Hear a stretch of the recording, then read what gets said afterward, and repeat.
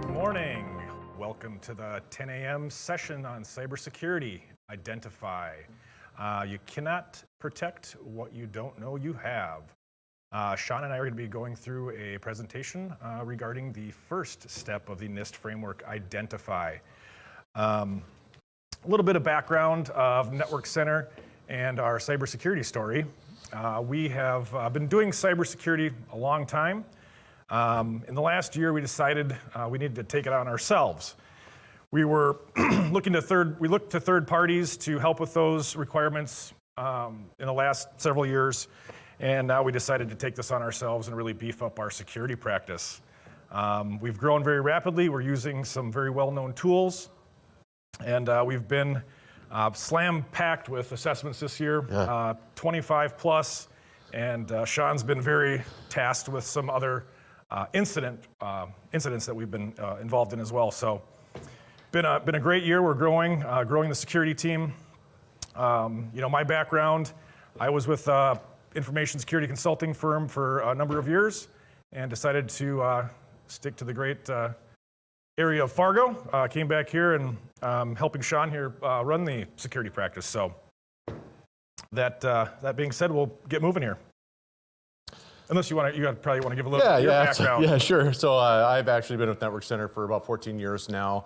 A little over a year ago, I too decided to come over to the, we'll call it the good side, and help fight the good fight and protect people. So John and I, along with some other members of our team, Kate Corco and Vince Michaels, have really been starting to grow this practice and make it something that we can bring to our client base and help protect them.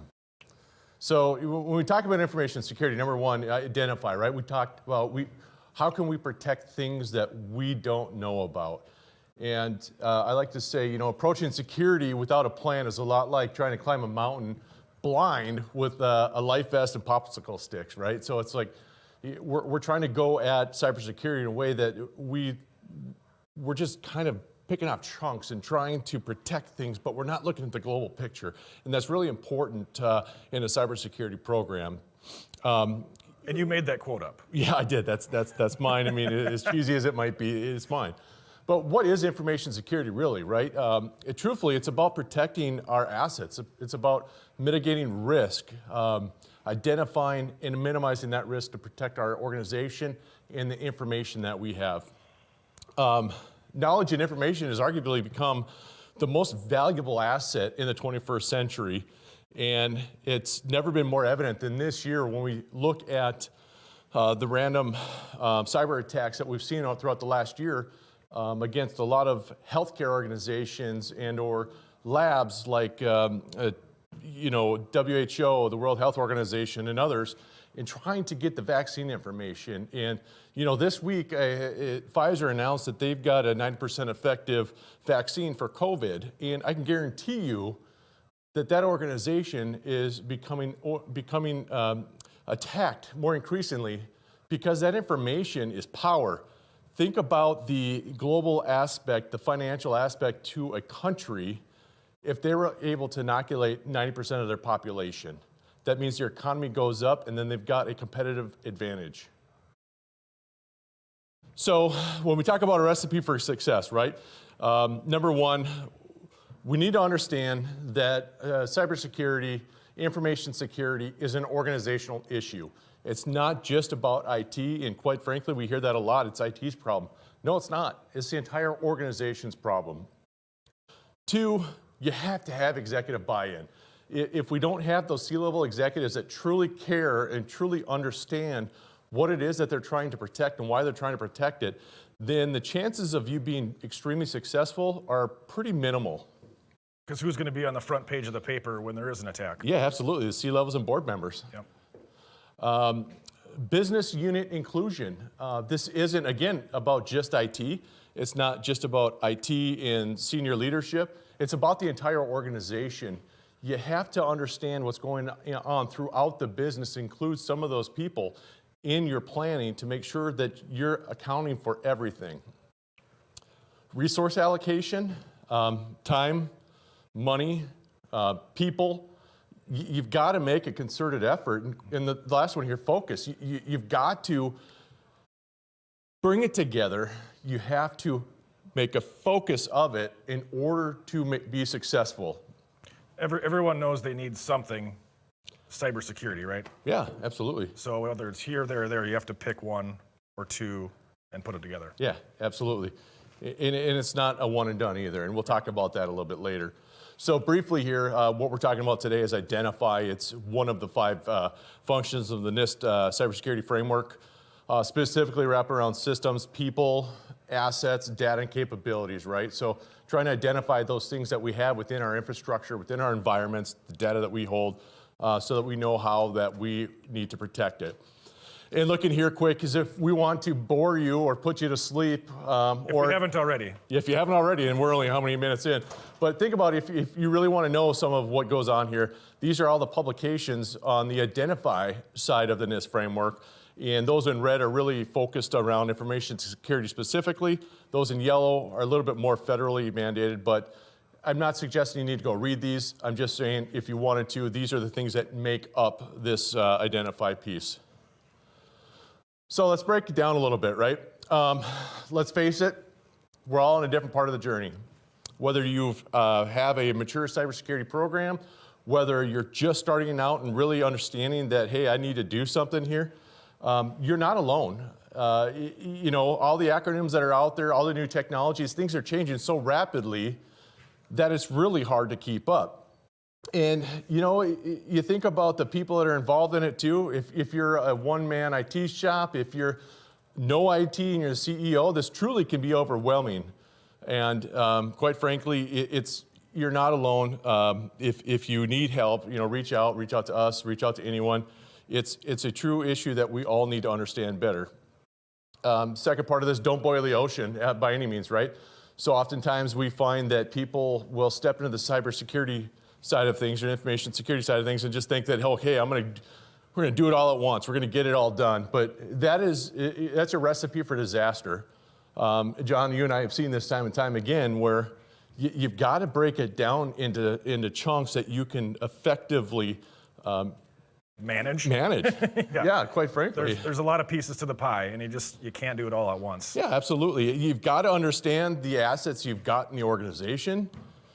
You've got to understand the priorities that you have. You've got to understand some of the information that you've got within your organization. You've got to know what you have in order to start trying to protect it effectively.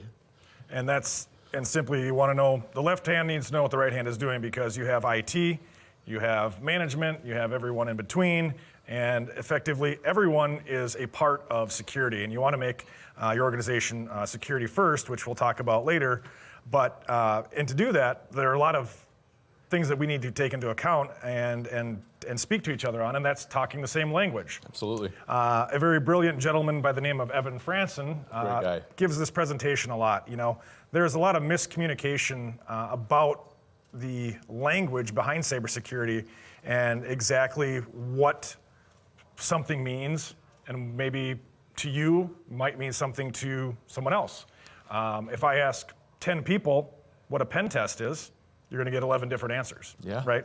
So we just want to make sure that we're speaking the same language. We're understanding that each organization also probably, you know, internally says things different of what different pieces of their information security program is. So just want to make sure we're having that common language across, and you know, that way we can effectively solve those issues. Yeah, absolutely. And we'll talk about that a little bit later too, in policies and how we want to define what terms are in policy and make them understandable for everyone in the organization, not just the C-levels, not just the IT people, but anyone that needs to read and understand that policy.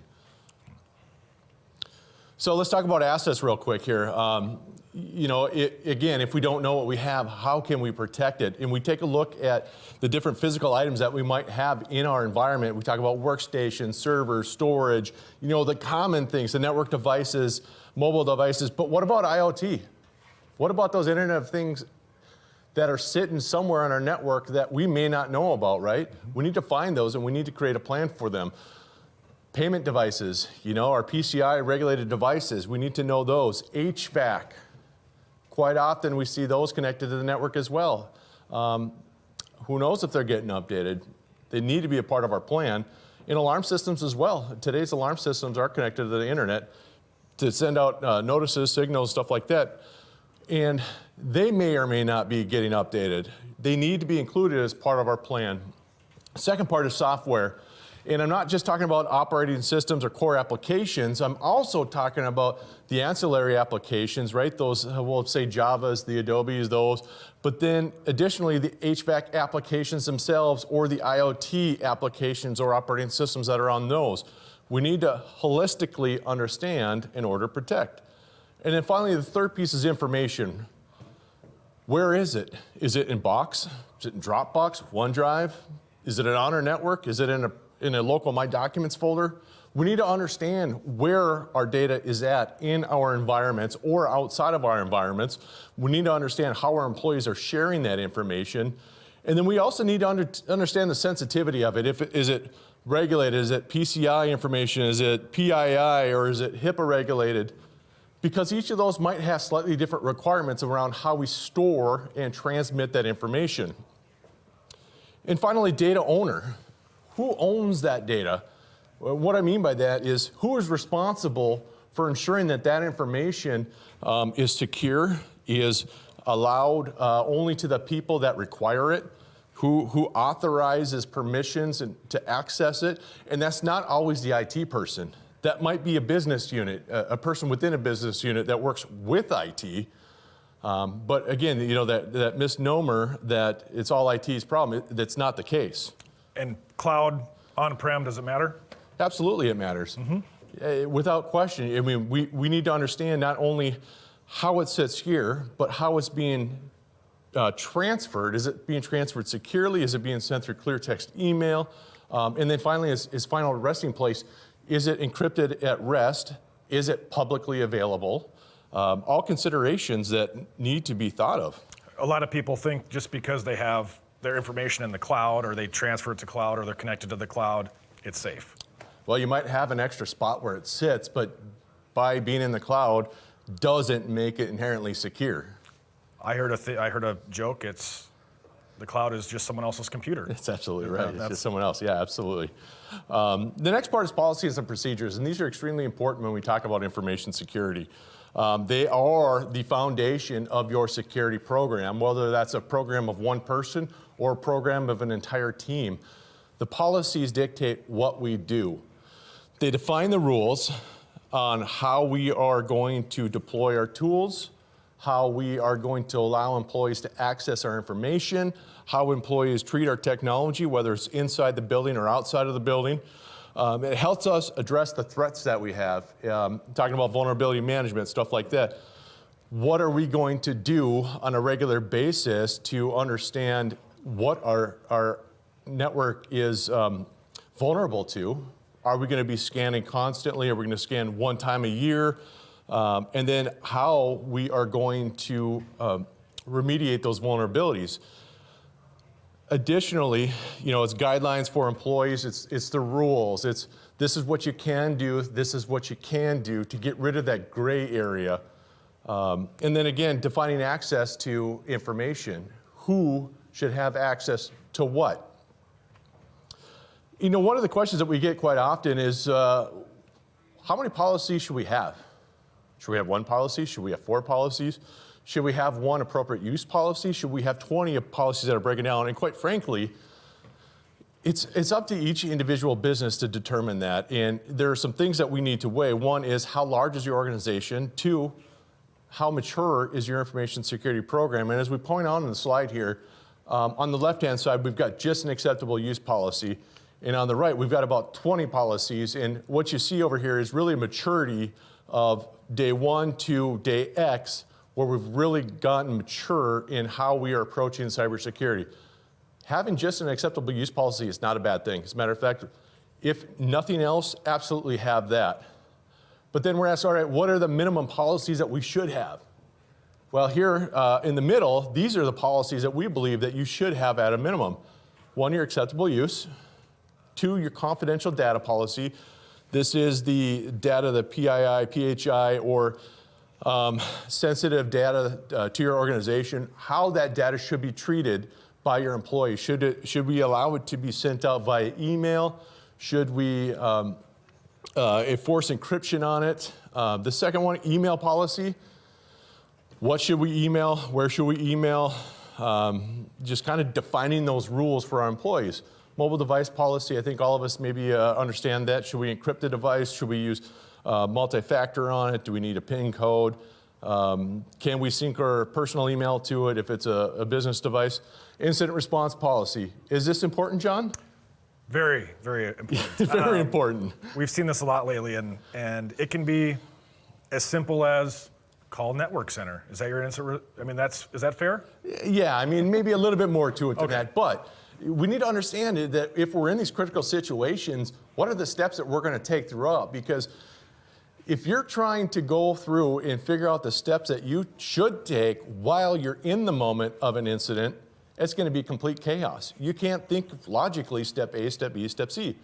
The people that we've worked with who have been in these situations, quite frankly, are pretty frazzled. They're just looking for help. And if we have a policy laid out, that at least gives us and other members of our organization direction on what steps to take, who we should contact, when should we engage insurance, all of these different things. That is an extremely important policy. I know some people may think, it is. It is extremely important. Network security policy, right? How should we protect our network? Password policies. How long's our password? How long should it be? How long before we force a new password? How long before What's the best password? That is such an open-ended question, but certainly not summer 2020. Well, nothing with 2020, quite frankly, is a good password. What about my dog's name in the year? Is that good? I would shy away from that one too. All right, perfect. Physical security policy, right? So in our organization, how should we protect the building? Should we have locked doors? Should we allow employees just to come and go all day, every day? Should we have an alarm system that protects our building after hours? Should we have cameras so that we can see who's coming and going throughout the facility? Should we have bollards or other things in front of the building to prevent vehicles from running into the building? And all that really depends on what kind of business you have, what kind of regulations you're bound to, and what your risk appetite is. I think one important thing too to mention with policies is when you are writing them, they don't have to be this long novella. I mean, It's a reference guide. We know policies, they're a pain in the butt. They are very taxing. It takes a long time to write them, and they're not fun to write, but you need them, and who reads them? I mean, if you give policies or a handbook to someone, most employees, they're not reading it front to back. They sign their name at the bottom and say, yep, I got it. And essentially we need to write these as more of a reference guide. So just keep that in mind when thinking about policies in general. So yeah, and really, who should be involved in creating policy? And quite frankly, you should have stakeholders from different parts of your organization. They need to be able to provide input. They may see some gray areas that you might not have thought of, or impacts to their part of the business that you're unaware of. They're also the champions of your policy as you go to these individual departments. They will help evangelize this policy and why it's important. But what good is a policy if no one reads it? You need to share your policies. You need to provide training on these policies, and you need to communicate the changes as they happen. Some good ways to share policy. One is put it on your intranet somewhere. Make them available. Of course, not sensitive policies, but the general policies that maybe your employees should be following. Make it mandatory that they look at these at least once a year. Provide training around them. And if you do annual cybersecurity training, great, do that. But also reference them if you ever run into an incident or anything else. There also needs to be penalties for not following the policy. So those penalties should be stated in each of your policies, and the level of penalty varies by business and severity of the violation. So is it a termination? Maybe. Is it mandatory retraining? Maybe. I don't know. That's something that the organization has to consider. what if I'm a CEO? Are you going to fire the CEO because I didn't follow a policy? How do we get around that? Well, it depends on the policy. So it depends, and I know a lot of people hate that answer, but quite frankly, it does depend. Number one, should we be looking at something like a waiver, right? If we need to bypass policy, we need to document that and why we're bypassing policy. Is there a legitimate business reason? And have we looked at the risk associated with bypassing that policy? Right. And then finally, where do people get templates, right? If you want a template. Can I just Google it? Yeah, absolutely. That's one way to do it. But make sure that if you do Google it, you look at the policy and you read them and make sure that they apply to your business. You can tailor them to your business. These are for you to follow, you in your organization.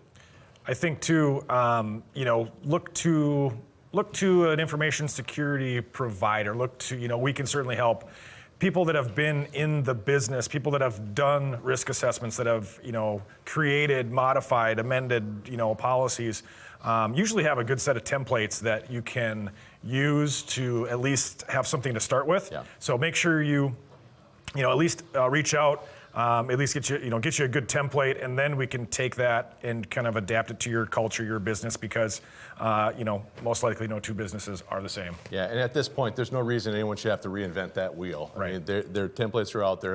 You can provide that starting foundation for you. Understanding the threats that are there, and quite frankly, that you are susceptible to. Technology continues to develop. New techniques and exploits are available daily. There's new malware, cryptoware variants. I think I read about one this morning that can now encrypt VHDs and some other things. So they're evolving constantly, and it's really hard to keep up with. There's formerly unknown vulnerabilities that are being discovered all the time. I think the latest big one was the Russian Ryuk crypto. So just keep your eyes and ears out for those. Yeah, and unfortunately, we cannot adopt the process of just set it and forget it. It's just not realistic. We need to adapt with those threats. We need to constantly be scanning those threats, looking out through our organization. And again, one way to know what we are looking for is by looking back at our assets that we looked at earlier. So is my antivirus good enough? Well, that's a great question. Is it the same antivirus that you had 10 years ago? If it is, then probably not. It might be protecting you from threats that were known 10 years ago. You might be getting updates that are maybe just for viruses, but you're not getting all of the holistic protection that you need today. Vulnerability assessment and vulnerability management. I mean, that's one way to look at another way to protect your environment. So again, putting together some kind of vulnerability management program and understanding it's not just scan once a year and be done. Today, we need to be scanning all the time and understanding the vulnerabilities that we have both inside our network and outside our network. So is that different from antivirus then? Absolutely, yeah. Without a question. It's completely a different topic. And there are several tools that you can leverage today for that. I'll name drop some, and we don't sell them all. Rapid7 is a great tool. Qualys is a great tool. Tenable. These are all applications that are available to you today if you so choose to use them in-house with your own team or outsource that to another group. Again, we see all the time vulnerabilities being scanned externally, but don't forget about the inside of your network too. And then testing against those vulnerabilities. You can fix all the vulnerabilities you want, but you have to test that you've truly fixed them by doing a penetration test. And not just externally, again, like I mentioned a minute ago, but internally as well. Think of maybe from an internal perspective, someone's gained access to your network. Now, what can they do when they're inside? And quite frankly, when we look at incident response, more often than not, if someone would have locked down their internal network or done some internal vulnerability scanning or pen testing, they could have prevented large breakouts from moving laterally inside their network. Yeah, and I want to just kind of clear that too, and that was very much as to what I was talking about earlier with language. Pen testing and vulnerability scanning, what are the differences? There's an adage where I consider vulnerability scanning to be walking around a neighborhood, checking to see if doors are open. Okay, you'd note that door's open. I'm not going in. Yep. That's scanning. Pen testing, now you're going around the neighborhood, you're checking that same door, that's open. Now you're going through that door, and you're going to go see if you can get into a closet, you can get into some other rooms, you're going to find where the safe is. And that is very much more in depth and more manual, right? I mean, there are vulnerability scanning tools, and then the penetration testing gets more into the human interaction of using different tools and different tricks and tips and how Techniques, to get. Yep. So just keep that in mind. That's that language barrier, that language commonality that we need to talk about. Yeah, and pen testing is not just the technical penetration testing, not just trying to get through firewalls and stuff like that, but as you alluded to, physical as well. It literally is, can I go and break into this building in the middle of the night? Can I walk into a building, walk past the receptionist, and have them ask me for identification to sign in, things like that. So those need to be considered as well, because threats aren't just from the internet, they're also from people, real people in person.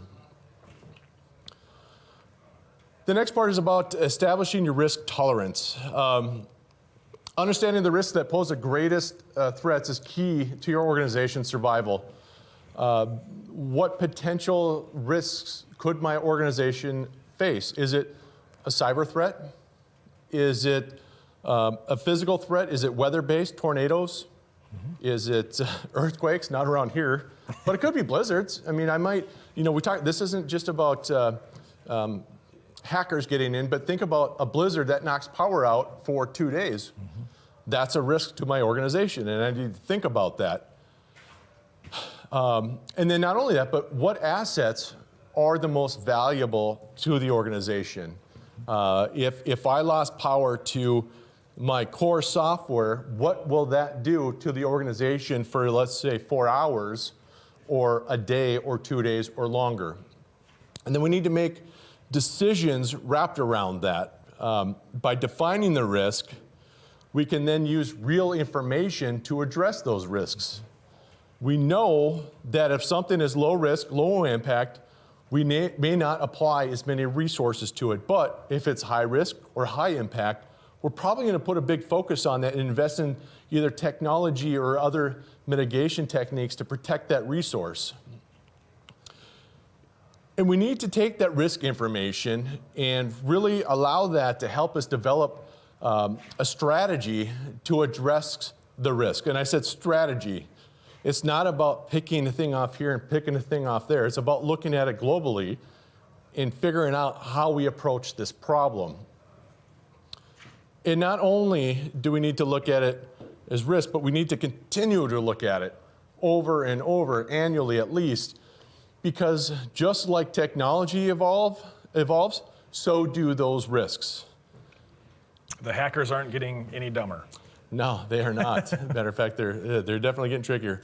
But who should be involved in making these risk decisions? And quite frankly, it's the C-levels, it's the executives, the senior management in the organization. Sure, the technology group, IT, or security group can illuminate those threats, but the job of accepting risk or mitigating risk, those decisions need to be held by senior level people in the organization.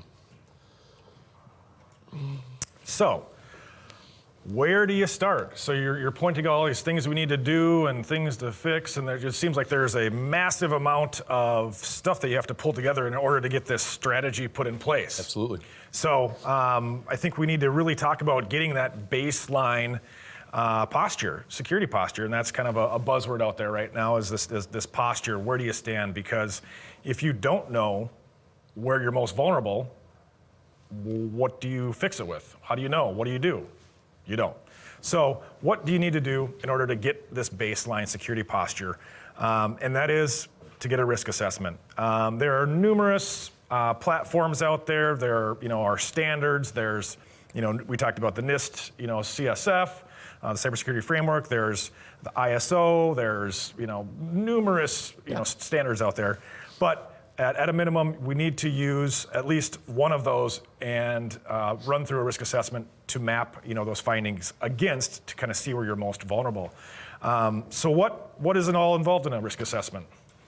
Well, there's 4 phases, looking at kind of the people part of it, the administrative, and then you look at the physical part of it, so anything you can see, touch, feel, And then you get into the technical aspect of it, where we were talking about the scanning and looking at the internal and external controls. Administrative, what happens in the risk assessment with the administrative part of it is that we are looking at policy and procedure. We're going to take a look at best practice, and we're going to look at what you are doing in your organization versus what you have written down. Is there a gap there? Do we need to add things? Do we need to take things out? Or is there someone that just has all this knowledge in their head and you don't know? Yeah, and John, I'm going to make a point there too, is that we can have all the policies in the world that we want to, but if we're not following them, what good are they? Yep. And this becomes very clear when we go on site for one of these risk assessments and we actually interview the different department heads or people that are responsible for those departments. So it's very clear to see what they're doing versus what's on paper. And we really want to bridge that gap to bring that administrative piece of the puzzle together. Physical, you want to tackle physical? Yeah, absolutely. When we do a physical risk assessment, we're walking around the facility. Well, number one, we're looking at policies as well. What does the policy state that we should be doing? But we're also walking around the building physically and see what things are in place that should be in place based upon your organization's statement in the policy. So should I have cameras at exits? Should I have cameras on the outside of the building? Do I have enough illumination outside? Do I have emergency shut-off switches near exits for, let's say, a server room or outside of the building for overall power? Do I have my evacuation map posted throughout the facility? So if we have a fire, if we have an active shooter situation, do my employees know where to go? Do we practice those things? What about fire suppression? Fire suppression as well. Do we have that at all? Do we have an alarm system? I mean, all of these things are the physical aspects of an organization that we look at. So we have admin, physical. Now we get into the technical portion. This is more of Sean's side. I'll take the external, you can take the internal. Go for it. So go ahead. Internal, we take a look at things like Active Directory policies. We look at the patching on your internal devices. You know, have we identified all of your assets? Do we have them in an inventory somewhere? Do we have a good way to manage the software that's on them? Do we look at the physical device life cycle from where we determine what we need to how it is when it's in production, to how we are decommissioning it, and are we securely disposing of it? Things like that. Just those are literally the technical side of the organization. And then we'll get into the external technical. So this is the hard candy shell. I consider the internal the gooey inside. Yep. You know, that's usually the most vulnerable. External, for the most part, is very good. When we do these risk assessments, the scores come back pretty high. Yeah. You know, they've got an IT provider in place or an MSP. They've had some sort of scanning done. They understand what ports are open. But that external technical is essentially Network Center taking that threat actor's view, going out there, looking on the internet, seeing what's out there. Is there any malicious information? Is there, data on the company, employees, FTP site, a lot of stuff out there is from a data gathering just on the web. Yeah. And then we take one of those tools that we were talking about earlier, whether it be Qualys, Tenable, their Nessus tool, and we scan against those ports. So they've got those internet-facing tunnels that we want to scan and make sure that they're not open, they're not vulnerable. We can't just walk through that door. Right? And when we take a look at risk assessments, they are something that you can do internally by yourself as well. There are several tools out there, like the HIPAA SRA, the CAT tools, stuff like that, things that you can leverage yourself. But typically when you're doing them yourself, you're looking at them from a biased perspective, and you might kind of say, well, I kind of do that, so I'm going to mark a yes. Well, when we come in, it's either you're doing it or you're not. If I have a policy that states I'm doing X, Y, and Z, and I'm only doing X, to me, you are not doing what you say you're doing. So those are different perspectives that really help out with an external party taking a look at your overall posture. Again, you're looking at it from a quantitative and qualitative perspective. So, quantitative, focus on numbers and percentages. Let's get a score, right? So the S2 does a score, and it leverages each of the control areas, gives you a number that you can rank on. And then the qualitative side of it is human and productivity aspect of the risk as well. So we've got to look at it from different angles. You mentioned S2. Yeah. S2, what is it? So S2 is a NIST-based risk assessment. That is a tool that we use and a platform that we use, both from a risk assessment standpoint and from a remediation standpoint. There's going to be a lot of stuff that comes out of this that we find, or whoever's doing this for you will find, and you're going to have to put together a plan, and you need some sort of program that's going to be manageable. Absolutely. And you said program, so we take that risk information, we put it together, and then we provide you that roadmap in order to help build your security program strategy. And this is not some proprietary, secret sauce score from us. This is, NIST and ISO based. So just keep that in mind, that we're mapping all of your internal, external, physical, and admin controls to this standard. NIST, HIPAA, CMMC now. So yeah, does a lot of different things. So what do we have to do? What do we have to do, John? You have to start somewhere. Something is better than nothing. We understand you have your day-to-day jobs to do. They're very busy, and now with the pandemic, it's instead of maybe 2 locations, you have 85 locations, because every employee, every endpoint is kind of considered a location now and very vulnerable. So let's do something. Let's make sure we get things rolling. A great way is the risk assessment. That's going to give you your baseline. That's going to give you a plan. That's going to essentially map a strategy and logical steps that you're going to need to take in order to better your security posture. Absolutely. What else? Taking a look at the standards too. So, and I don't expect everyone to get in deep and nerdy with the standards, but at least understand at a high level what these standards are. And you can blend them a little bit too, but they provide you that framework as well to help you move ahead in your security journey. Understand the vulnerabilities that are out there, but before you can understand the vulnerabilities, you have to know what you have. So, going back to the first part of the presentation, talking about the assets, discovering what you have and where, and then coming through and doing vulnerability scans against those, and even penetration tests at a minimum. Yep, absolutely. And then, really focus on your organization's culture. And with that is training. That is your quickest, fastest, easiest, cheapest way to protect yourselves, because most of the exploits that are coming through are from phishing. It's an email, it's a spoofed email that you're going to click on. It's going to download malware, it's going to encrypt your files. And if you can train your employees to essentially do the right things, whether that be hovering over a hyperlink and making sure it's legit, or just raising your hand, hey, I think I got a weird email. That's the important thing. Or I clicked on it, what should I do? Yep. Don't be ashamed, tell somebody, because that time is critical when you look at the dwell time in an environment. If you can get to that endpoint within 5 to 10 minutes of someone clicking on something, the chances are pretty good that you're going to limit the fallout of that and protect your organization. And I would say that 90% of the incident responses that we've been involved in this year have been a result of phishing. Yeah, and so that comes around this security first culture. Take that person out to lunch. Be like, hey, so-and-so over here identified an email that we don't want anyone else clicking on. I'm going to take that guy to lunch. Yeah, positive reinforcement. It's awesome. So, I think that kind of wraps it up. I know we have some questions coming in here. Anything else you want to close on? No, I would say, if I was to say anything, get your baseline, understand where you stand today. If you need help developing a strategy, we can help you. If you've got the team internally, do it. That's great. Just do something. Awesome. Well, first question, it kind of revolves around getting that baseline. Is a risk assessment expensive? How do you price it out? Well, that's a great question. It depends. And if you're doing it yourself, it's your own time and resource investment.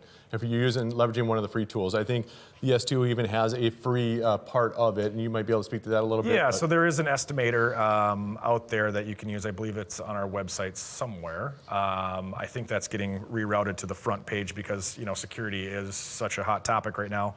That's kind of a free 50 question, give you a high level view, and then we can come in and assess that afterwards to see where you're at. But to address how expensive it is, we price these out based on your size organization. We're not going to price out a 4-person chiropractic clinic that has HIPAA regulations to a 5,000-person bank that has FFIEC. So loaded question there. How do you price it out? Employees, number of IPs you have, number of locations, unique locations, because from the physical standpoint, we'll have to look at those. In the point about how expensive is it, I would actually turn that question around and say, how expensive to you is it if you don't do something? Yep. How expensive is your downtime? I mean, you get into the manufacturing aspect of it. Is what does it cost you per day to be down?